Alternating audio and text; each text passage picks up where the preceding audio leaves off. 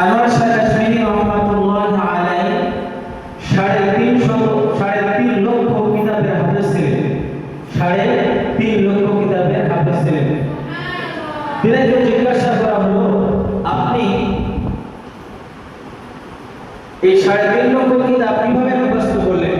তো তিনি তিনটা কথা বলেছিলেন। কয়টা কথা? তিন কারণে। এক নম্বর হলো তিনি বলেন, আমি ওযু ছাড়া জীবনে কোনোদিন একটা সাদা কাগজও হাত দ্বারা স্পর্শ করি নাই। সাদা কাগজও কি করিনি? হাত দ্বারা স্পর্শ করে নাই।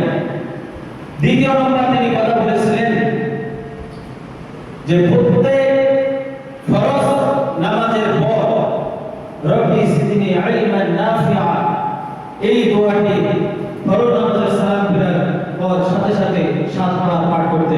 কয়বার? 7 বার। 3 নম্বর, তিনি কখনো কোনোদিন উস্তাদ এবং মাদ্রাসাকে ফাঁকি দেন নাই। উস্তাদ এবং মাদ্রাসাকে ফাঁকি দেন নাই।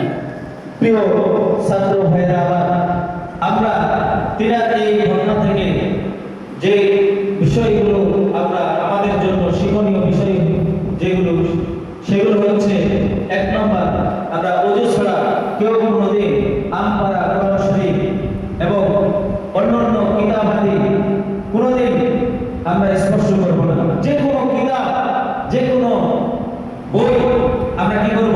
ওযু করার পরে সেগুলোকে স্পর্শ করব তো ইনশাআল্লাহ। দ্বিতীয় নম্বর, 5 ওয়াক্ত নামাজের পর এই দোয়াটি আমরা আমল করব, রব্বি জিদনি ইলমান নাফিআ। কারণ এই দোয়াটা কোরআনে কারিমের আয়াত। আল্লাহ রাব্বুল আলামিন রাসূলকে বলেন, কুল, হে নবী আপনি বলুন, রব্বি জিদনি ইলমান নাফিআ।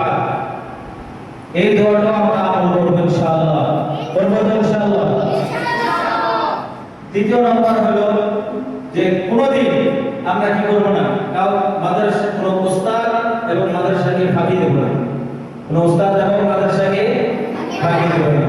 আল্লাহ তাআলা আমাদেরকে এই কথাগুলো বুঝে আমল করার তৌফিক দান করুন। সকলে বলুন